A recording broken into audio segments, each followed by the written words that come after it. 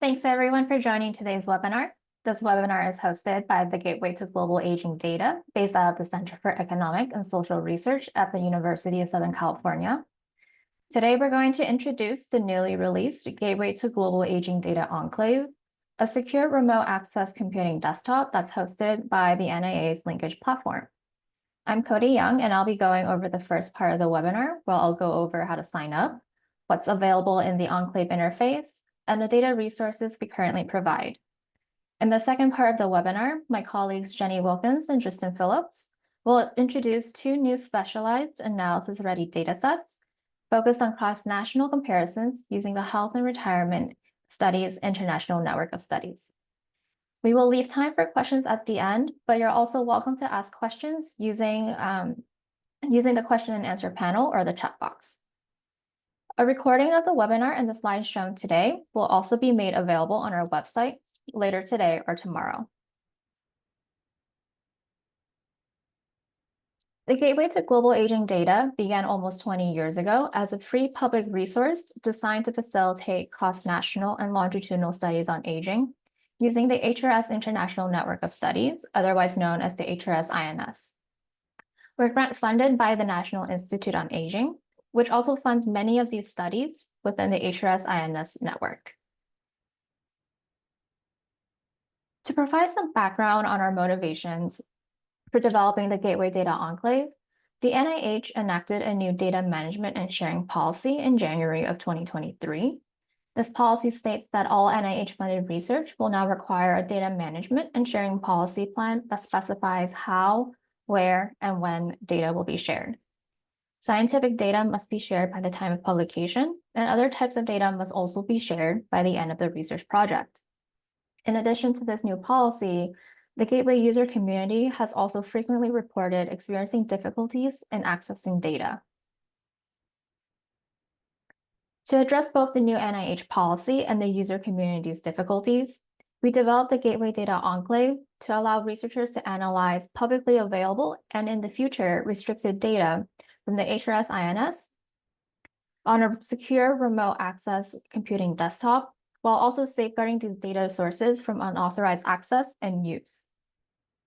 The Gateway Data Enclave is currently hosted on the SkyShaper platform by the NIA's Data Linkage Program, which you might know by its former name as the Medicare and Medicaid Resource Information Center, or MEDRIC. The Enclave includes analytics software such as R, SAS, and Stata, and productivity software including Adobe Acrobat Reader, select Microsoft Office products, and Notepad. An advantage of using our data enclave is that data from select studies within the HRS-INS network are already in there.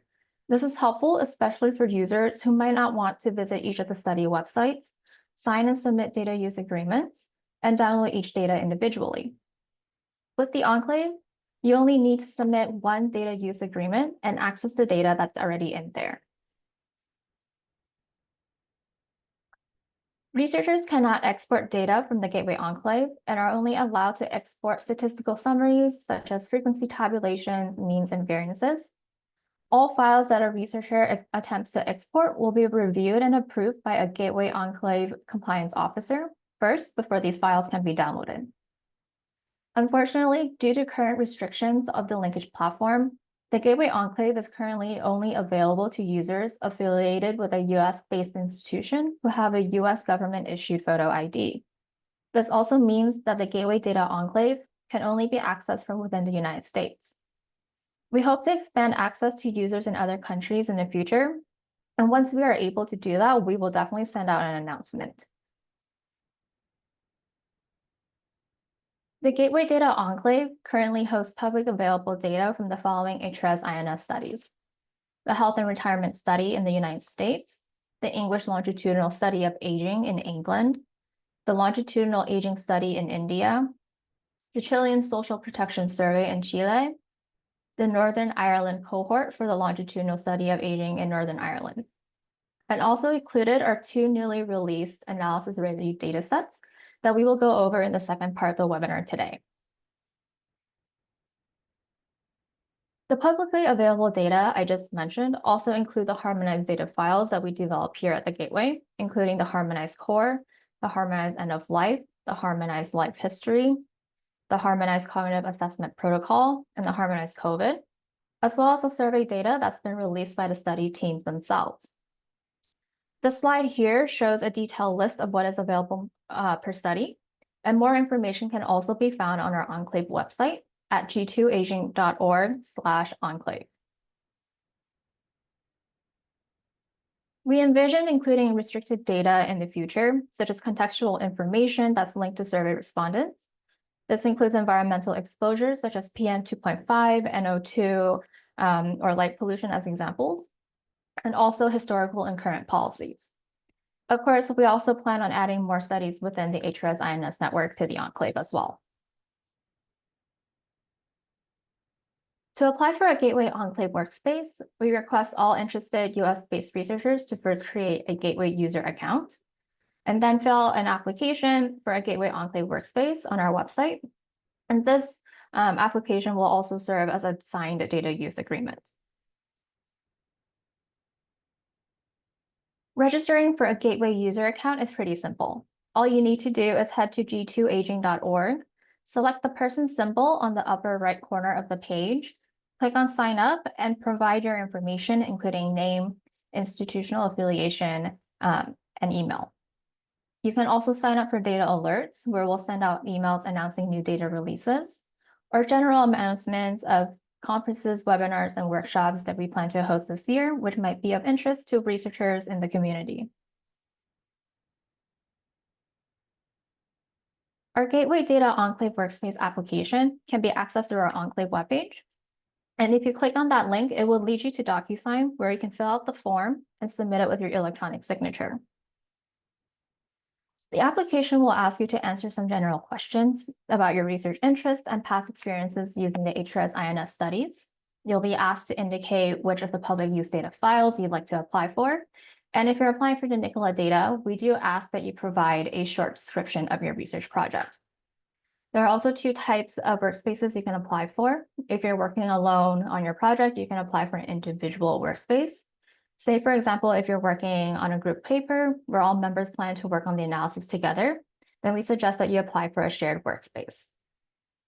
Lastly, the application will also ask you to fill in your personal details. Please fill in the same institutional email address that you used when you registered for the Gateway website. In the future, once we add new data sources and start hosting restricted data on our Enclave, we will also require each user to submit an updated application indicating the additional data sources you'd like access to. And if you're applying for restricted data, submit an IRB approval form from your institution. Once the Gateway Enclave Compliance Officer has approved your application and submitted your information into the Enclave, the Linkage Enclave system will send you instructions on how to set up and configure your SkyShaper platform. All prospective users will be asked through email to complete remote identity proofing, which is a form of identity verification that's completed through ID.me. You will need to upload a photo of your government-issued ID, ensure a proof via a video selfie, and also verify your personal information. The ID.me system will then verify the information that you provided with the information that the Gateway Compliance Officer submitted. We highly stress that the same institutional email address is provided to ID.me. Otherwise, if the email address provided to ID.me doesn't match the email that was submitted on the Workspace application, your identity approval request will be rejected. Once the ID.me system has successfully verified your identity, you will proceed with configuring your account, which includes setting up dual security on your device. That's because each time you log into the SkyShaper platform to access the Enclave, you will be asked to authenticate via a Duo. After all these steps are completed, a Gateway Compliance Officer will then provide you access to the data sources you applied for, and each workspace will be assigned a unique project subgroup name. To access the Enclave remote desktop, log into the Enclave user platform through using the link platforms.skyshaper.us/main. On the left navigation panel, click on Session Apps, and then the SkyShaper Session App Launcher, which will open a remote desktop in a new browser tab. We do want to mention that it seems like not all browsers will work with the Enclave system. We've had good experiences using Google Chrome to access the Enclave, but we've also experienced some issues in the past using Firefox. Once you've logged in to the remote desktop, click on the GGAD00 folder. This is where you'll be able to access the Gateway Data Enclave. Within this folder are 4 remote desktops. The first remote desktop is Project Desktop, which is what you use to transfer files into and out of the Enclave and submit programs to the job board. The next 3 are the R, Python, SAS, and Stata interactive desktops. And these are the desktops that you access R, Python, SAS, and Stata applications. Clicking the project desktop will launch the remote desktop where you'll find 8 folders. In the first folder, the Office applications, there are 6 applications, including Acrobat Reader, select Microsoft Office products, Notepad, and the File Auditing and Security tool, which is what you use for transferring files out of the Enclave. The Stats Applications folder has 4 applications, including Notepad. The Data Viewer application is what you use to view and filter different data file types, including SAS, Stata, R, and comma-separated values. The Job Board is what you use to run R, SAS, or Stata programs. And the SAS Universal Viewer allows you to view, sort, and filter SAS data files and other simple text-based files.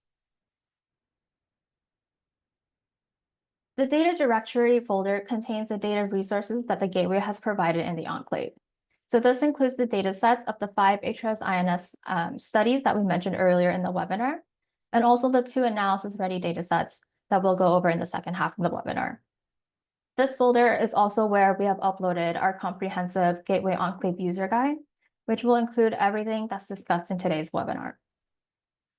The Data Directory folder is read-only, which means that you're not able to edit any of the datasets that are in there. If you want to save any files that you derive from the files in the Data Directory folder, these datasets or files must be saved in other folders on the remote desktop, such as the home directory or the project directories.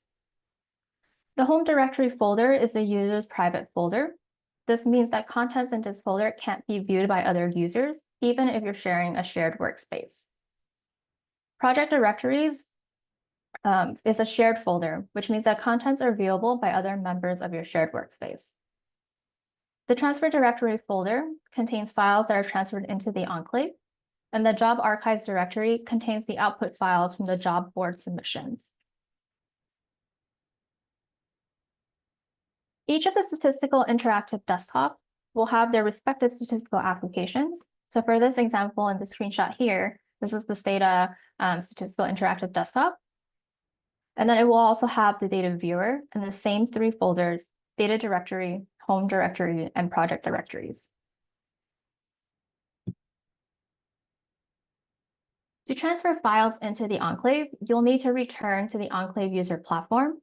And instead of clicking on Session Apps, which is where you go to access a remote desktop, you click on Communications instead. On the Communications page, you then select To Project Desktop, which indicates you want to transfer files into the Enclave. Select the Files tab, click on Upload Files, and then select the files you'd like to transfer in. Users can upload any file they need for to the Enclave for analysis work, except for Linux and Windows executable files. To access the file that you just transferred into the Enclave, you'll want to return to the remote project desktop and select the transfer directory folder. In this folder, select your workspace-specific directory. Each workspace will have its own unique project subgroup name and has a naming convention that starts with GGAD00, which stands for the Gateway Data Enclave, followed by a numbering system. The numbers that follow GGAD00 will be different for every different workspace.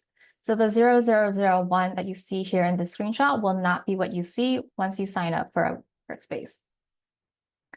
Then you'll want to select the To Enclave folder to access your uploaded files.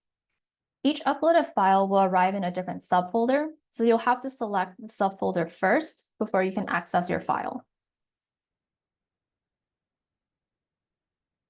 To run any R, SAS, or Stata codes for your analyses, you need to use the job board, which is found in the project desktop in the Stat Applications folder. Selecting job board will bring you to the job board webpage, where you can select new job to upload your file. This is where you can add your R, SAS, or Stata program. And then you can either click on submit or submit to quick run. Quick run jobs are only allowed 5 minutes of runtime. So if it takes longer than 5 minutes, the job will be automatically canceled. If you expect any program to run longer than 5 minutes, we suggest that you select submit instead. Once the job has been completed, you'll see a summary page with 3 file path links, and these links lead you to your statistical program file, log file, and output file, and to where they're located in the remote desktop.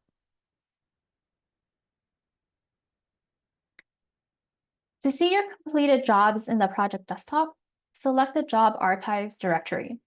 Like previously, you will need to select your workspace-specific folder, but this time you'll also need to access your user ID-specific folder. The user ID is unique to each user, which is why in these screenshots here, we've kind of blacked them out. Jobs are grouped based on the year and month you submitted them, and each job will arrive in a different subfolder. Any file transferred out of the enclave is done through the File Auditing and Security Tool application that's located in the Office Applications folder on the project desktop. Running this application will lead you to a web page where you'll be asked to select a transfer direction. All files being transferred out will have a transfer direction that goes from the project desktop to the communications portal, which is where you can go to access your file to download. When transferring files out, every user will need to provide a reason for the transfer. As we mentioned earlier in the webinar, users cannot transfer data out of the Gateway Data Enclave. Only statistical summaries, such as frequency tabulations, means, and regression coefficients, and as well as analysis codes, can be exported. Users must also ensure that the statistical summaries that you export don't contain cells, strata, margins of a sample size less than 5. The only file types that users can export are unformatted text files, comma-separated value files, and R, Stata, and SAS analysis codes. All transfers will be reviewed by a Gateway Compliance Officer first, and once the transfer is approved, the file can then be downloaded from the enclave. To download your approved transfer, you will need to go back to the Communications portal and select 2CP Indicating Communications portal, and then head to the Files tab. This is where you can access the files you want to download.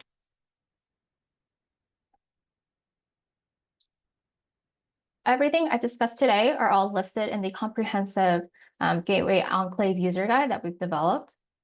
During the application process, all approved users are sent this user guide through email, and this user guide can also be found in the Enclave on a data directory folder on the project desktop. Now I'll turn things over to Jenny and Tristan, who will briefly go over our newly released analysis-ready datasets. Thank you, Cody. So as she said, I'm Jenny Wilkins, and I'll be talking to you about our cross-country cognition specialized analysis dataset.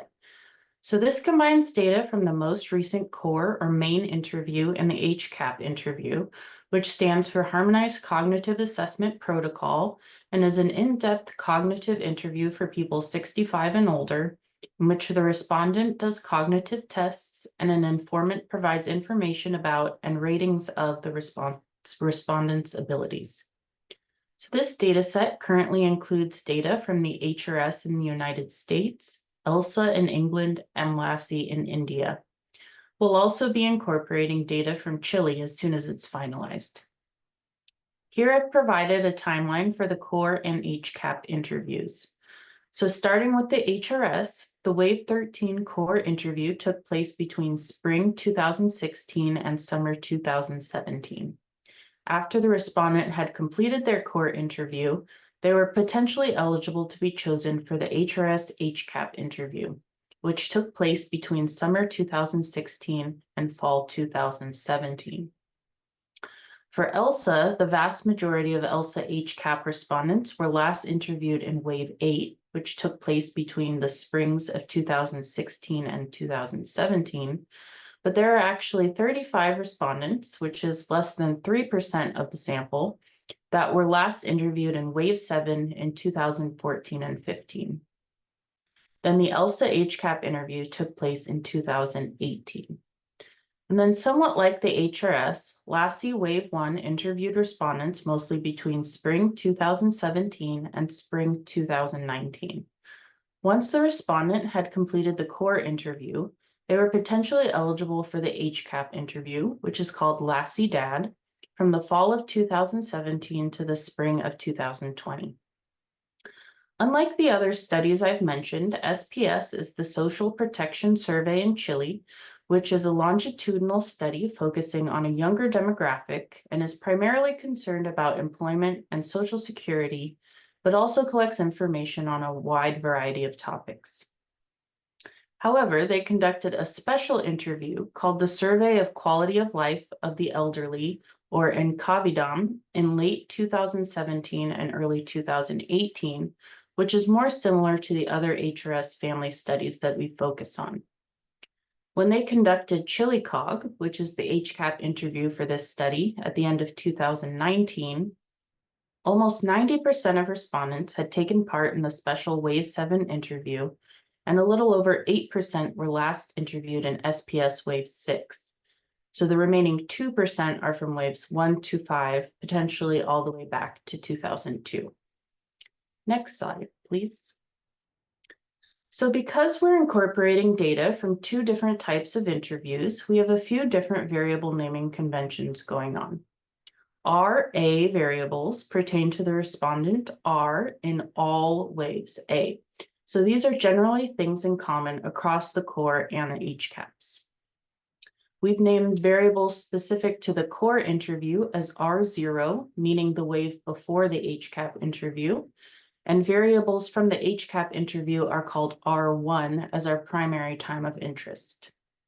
We've chosen to include all those respondents with HCAP interviews, and we don't include anyone who participated in the core but did not complete an HCAP interview.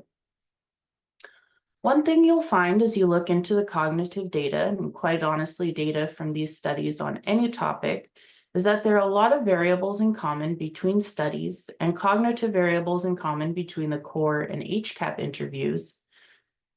But there are also a lot of places where variables are only available in one study or only a few studies.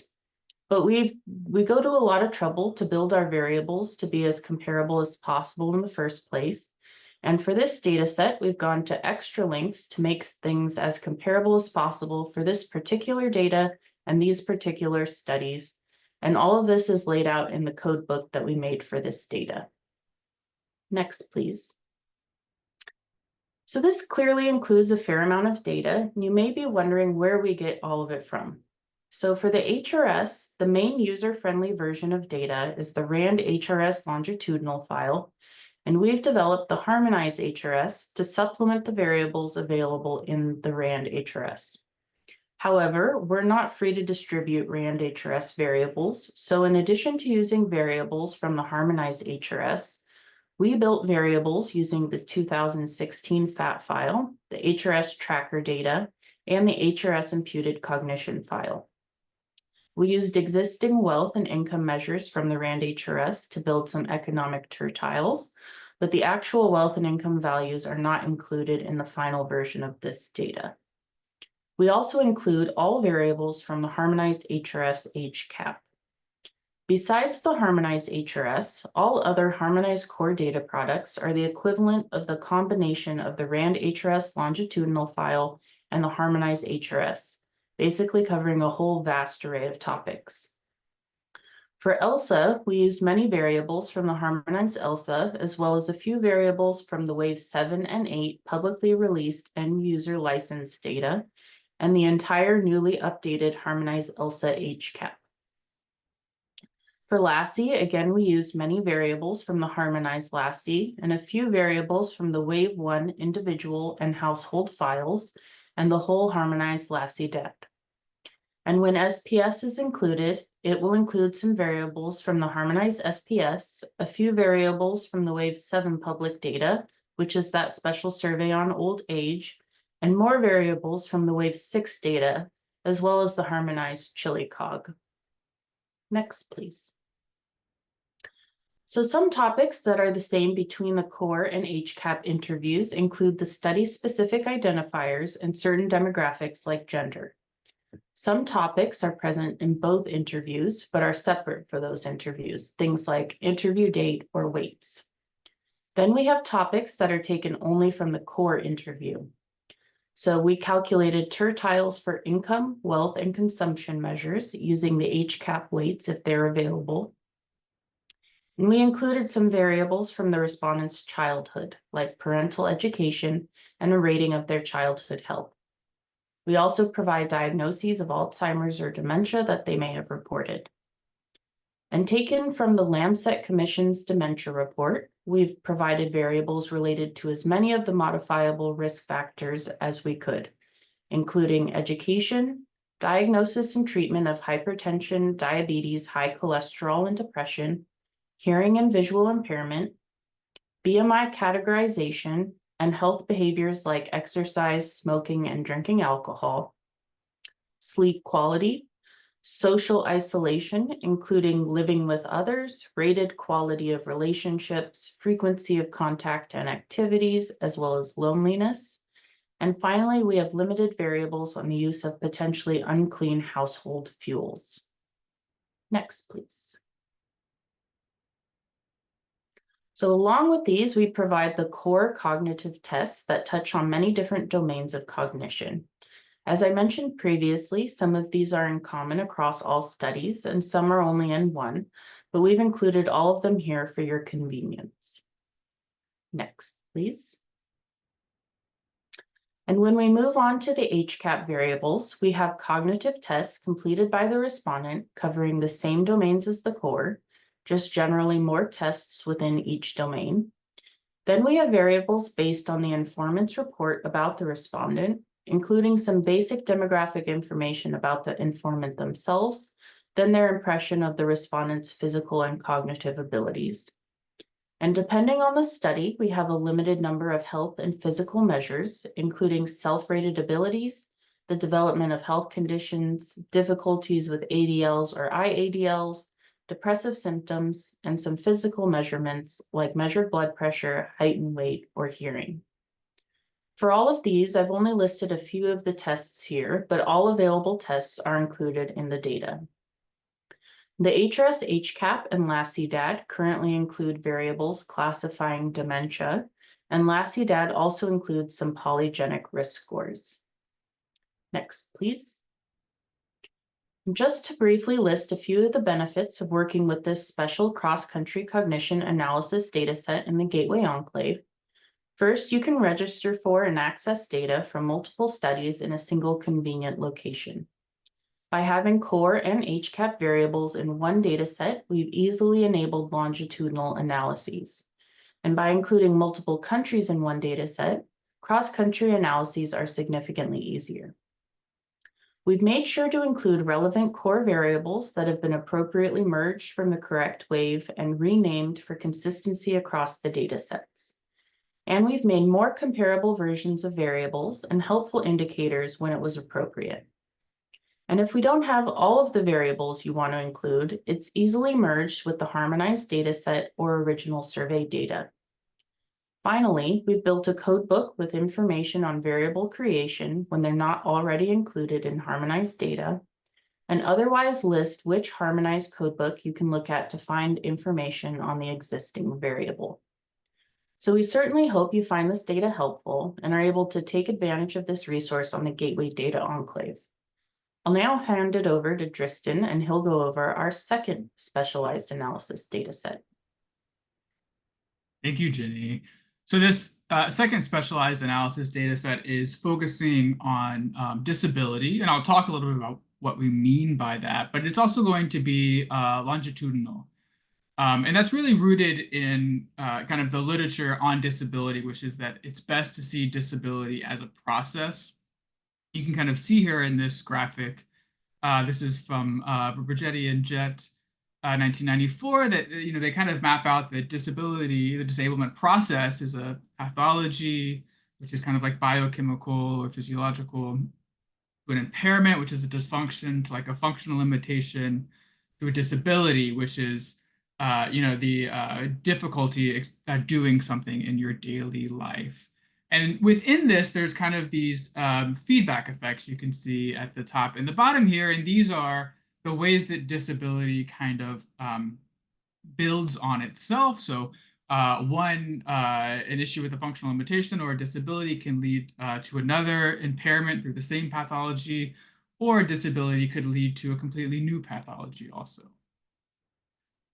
Next slide. So fortunately, both HRS and ELSA, these are studies that represent the United States and England, have included questions to measure whether respondents have trouble with various activities. We kind of group these activities, as does the literature, kind of into three groups. Those are activities of daily living, instrumental activities of daily living, and other functional limitations. And for each of these activities, both of these studies, as do other studies in this network, but for these data sets, we're just focusing on HRS and ELSA because they have such a long time span.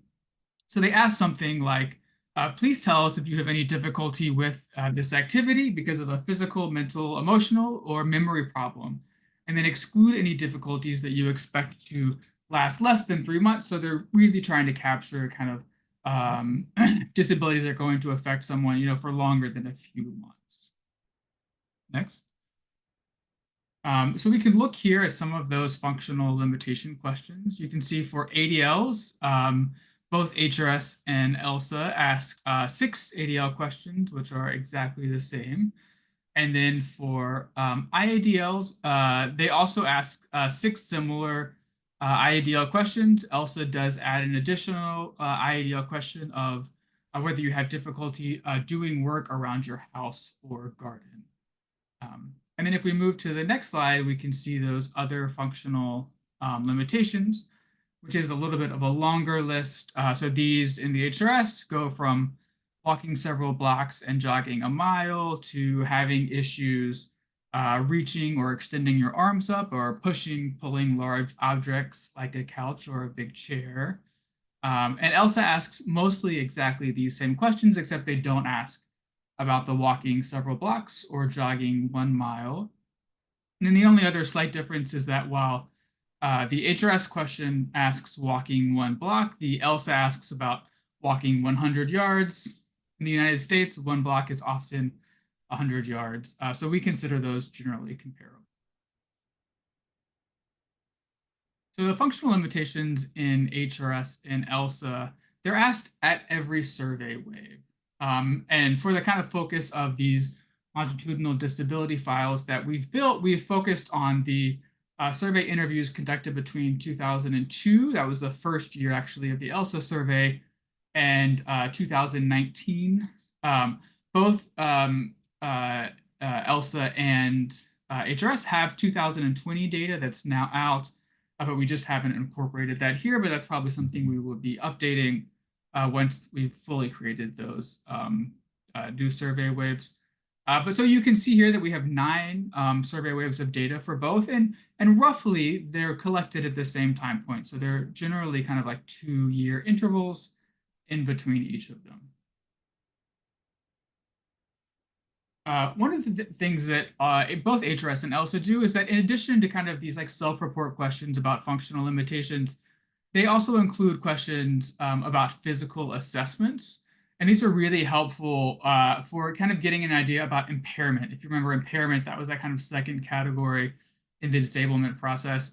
And so these are kind of objective measures of body systems performance. So the HRS includes walking speed test, a hand grip test, balance test. In ELSA, they include those 3 tests, and they also do a leg raise test and a chair stand test, These are kind of like tests of people's kind of underlying strength or physical abilities, but also kind of objective. Some of these are, especially like a walking speed test, is kind of an objective measure also of their mobility. Also included in this longitudinal disability file, we've included some predictors of disability. So research has identified a number of predictors of disability onset or further disability decline. And many of these are asked about in the HRS and ELSA studies. So those include demographics, of course, age, gender, socioeconomic status, health conditions like arthritis, diabetes, a host of cardiovascular diseases, and obesity, and then also behavioral factors like how active someone is. And then we've also included in this data set a number of outcomes of disability. And these outcomes of disability have also been identified by the research, and they include under physical health, decreased mobility, increased risk of falls, pain, reduced physical activity, and further disability. One of the things you'll see is that sometimes that the kind of predictors and the outcomes can be the same. If you notice, like physical activity is kind of in both. And so I think that's something that we have to parse out when we're doing this research. Under mental and emotional health, this includes depression, social isolation, loneliness, loss of autonomy, reduced life satisfaction. And then ultimately also, one of the outcomes is mortality, so an increased risk of death. So we've created these two longitudinal data sets, one for the HRS and one for ELSA. We've combined all these survey measures across all 9 survey waves. We've also created some special survey measures, summary measures of functional limitations, for instance, grouping those 6 ADLs, grouping those 6 or 7 IADLs, groupings of some of these questions across the different groups of ADL, IDL, and other that are related to mobility or related to upper body strength, lower body strength, fine motor skills, gross motor skills. And we've included, especially as part of these for the first time, we've included changes between waves in these summaries to better understand onset, further decline, and possible recovery. So we can see, for instance, if you're looking at someone in 2010, how this kind of compares to how they were in 2006. So have they just started having some kind of difficulty with these limitations? Or for instance, has it stabilized since 2 years ago? Have they developed a new limitation or other issues in those 2 years? And then in some cases, maybe they could also recover. Recovery is possible. And so we produced both wide and long versions of the data. So you can see here that we have an HRS disability file, wide and long, and an ELSA longitudinal disability file, wide and long. Here's just a kind of a brief idea about the sample that's included in these. So these are people who have completed at least one interview between these 9 interview waves. So for the HRS, we have 34,000 respondents and 19,000 for ELSA. On average, they've completed per respondent at least basically 5 for both interviews. So this is really important when we want to think about longitudinal analysis. Like how many repeated observations do we have of this individual, so we can really look at their kind of trajectories or pathways on in a person level. The average age across all waves is 67 for both. And then I've just included some brief summary statistics that you can see here of how many people have kind of difficulties with ADLs and IADLs and what do those look like, and then some information about caregiving. So you can see that in HRS and ELSA, roughly, we have around 20% of people who are in their sample, which would be 50 and older, who have difficulty with at least one ADL. Of those 20%, in both studies, the 2 ADLs is common. So again, these are things we're seeing happen together. And then of those people who have at least one ADL difficulty, 62% report having some kind of issue or report receiving some kind of help, whether formal or informal help. And so that's quite important here because that also, means that more than 30% are probably not receiving some help. It could be because it's not as difficult so where they need help or don't feel comfortable asking for help. But I think it's a significant indicator of not receiving help here. And then across IDLs, we actually do see some kind of study differences here, even though we're using the same 6 for this chart here, which is, 24% of people in HRS have at least one difficulty with an IDL, while it's only 14 in ELSA. On average, they have 1.5 or 2 IDLs they have difficulty with if they have at least one. And then we kind of see also kind of differing levels of help received. So 60% are receiving some help in the HRS and almost 80% in ELSA. So some of the benefits of using these newly created disability files is that it includes all the survey measures of functional limitations that were asked consistently over this period for each study. So in building this, we really tried to focus on what are those ones that you can continue to measure consistently over time for a longitudinal analysis. We also include summary measures of those different groups of functional limitations that I mentioned before, like ADLs, IDLs, mobility, gross fine motor skills. We've built for the first time some measures of changes between survey waves and functional limitations. We include additional variables that capture bodily impairment, those biomarkers that we talked about, predictors and outcomes of disability, and disability intervention. So things like whether they have personal aids or whether they have received some care from people. Variable names are intuitive and formative. You'll know this if you've already used the RAND HRS or other harmonized datasets. We're distributing these in both wide and long format allow for different types of kind of specialized analyses. And all of these files can be easily combined with other HRS and data files, HRS and ELSA data files, including the RAND HRS files, harmonized HRS and ELSA files, and original survey data files. So I really hope you'll find these quite useful in starting to play around with them. This is kind of our first time creating these 2 specialized analysis data sets. We kind of, again, want to kind of kick off your research, kind of take out some of the startup costs of doing research, and we'd welcome feedback as you start to use these also. Next. For the requested citation, whenever you use information as part of these data sets or from the Enclave or from the Gateway, we would just ask that you include this citation in your publication. This helps us keep track of how our users are using the Gateway and what are the things that we should continue to focus. And excitingly, and part of the reason for scheduling this webinar is that we have a special workshop coming up as part of GSA this year, which is in November in Seattle.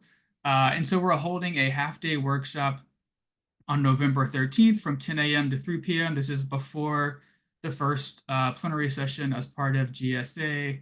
And we're asking for people who are interested in using the Gateway Data Enclave to start to kind of kick off some research to come to be part of this. You'll do a slide presentation of the research that you've been able to do so far using the Enclave. We're going to have some people who can provide kind of feedback as well as the other participants. We're planning for around 20 participants. We will include a $300 travel stipend to pay for an extra night in a hotel for you because you may perhaps be arriving earlier, and we'll include a free lunch and then networking opportunities during that lunch. We're invited some kind of key people to come from the studies and from different research fields to come meet you all and be part of that.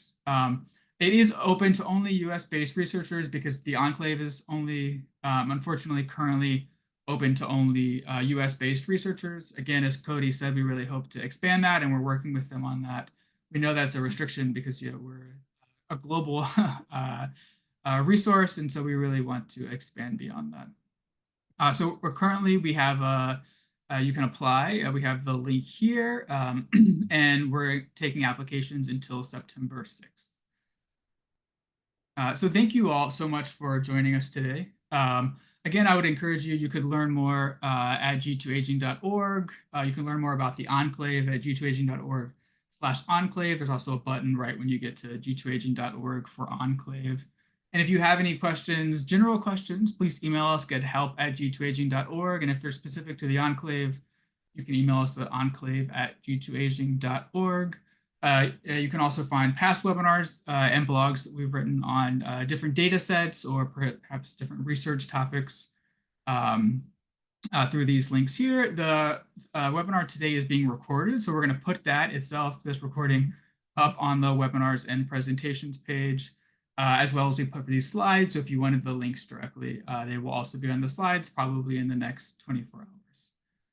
But I think at this point, we're happy to take any questions. If you have them, you can ask them through the chat or through the question and answer parts of Zoom. You could also raise your hand if you want, and we could unmute you and you could ask them out loud. It's completely up to you. But regardless, thank you so much for joining us. Elham asks, do we need funding to apply for gaining access to the Enclave? No, you do not need funding for the Enclave. You just need to be a US-based researcher who's planning to use the data for some analysis. We don't require that you have a specific kind of funding grant to get access to.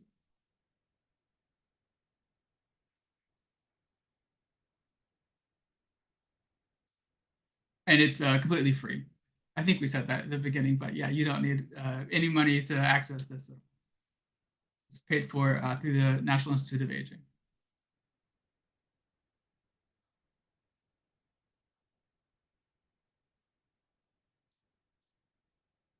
Are there any other questions? They could be about the Enclave in particular, or about either the specialized datasets or the GSA workshop. Alham, I see you raised your hand. I'm just going to unmute you, assuming that is what you would like. Yes, thank you. Hi, this is Alham. So a few questions. Do you recommend a group account or individual account? Which one would be more efficient? If we may have more than one analyst or someone who works with the data, we may not, but which one would be more efficient and easier to apply for? So Cody, you could jump in here too. I think my answer would be, I don't think it changes how easy it is to apply for necessarily, because you would each have to apply separately. I think the reason to apply for a group account is if there's any chance you want to share files with the same people in that group. And that way, if you apply individually, there's no way to do that. But if you want to do that through the Enclave and send data files back and forth, then the only way to do that is through a group account. So if you think that will ever be part of your research plan, I would say just opt for the group. Great, thank you. And for November 13 workshop, do you recommend we come up with probably an application or something in mind? Would it be more useful to have something to start playing with the data, come over with questions? What's the structure of that almost half day workshop? Yeah, I think our thought is that for applying, that you would put together kind of a research question. And then once you know that you're accepted, that in the time between the acceptance, and we don't plan to take a long time to do acceptance, between that and the workshop, you will have started to have done some introductory work. So that you would have a little bit of something to present, nothing more than 5 minutes, for instance, and maybe some questions that you have for kind of the larger group. Thank you. Certainly.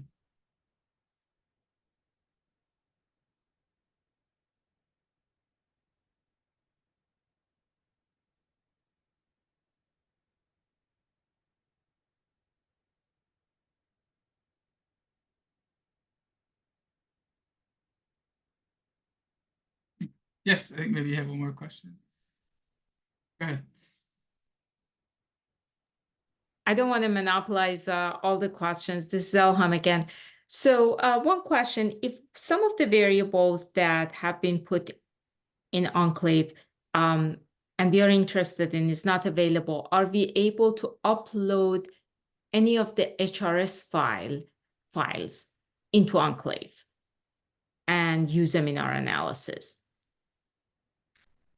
Yes, so I think you can basically we have no restrictions on what you can upload. So I do think that's something we have while we don't provide, as Cody mentioned, the RAND HRS file, there's no reason you couldn't upload the random HRS file to your own account. We just can't be the one to distribute. Got it. Thank you. Yeah, so any external data that you want to upload, that you want to combine, you're free to do that. And to add on to that, the Enclave already contains some select files from the core surveys of the HRS themselves and also the harmonized HRS files that we've produced. Yeah, that's a great point. Yeah, we've tried to basically include all of the core interview wave files already on there, but there could be some, maybe experimental modules that you wanted to kind of merge in, and you're happy to do that on your own.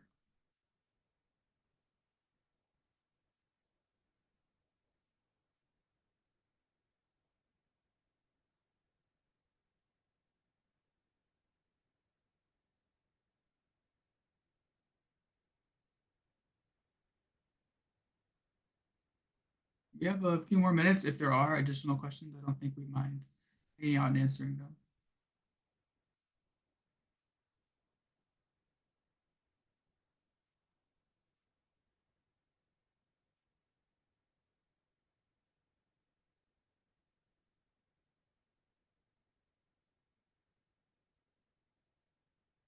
Okay. And if you do think of a question or you didn't want to answer it out loud, please email us again. Email us at enclave@g2aging.org if it's about this in particular. But thank you all for joining us today.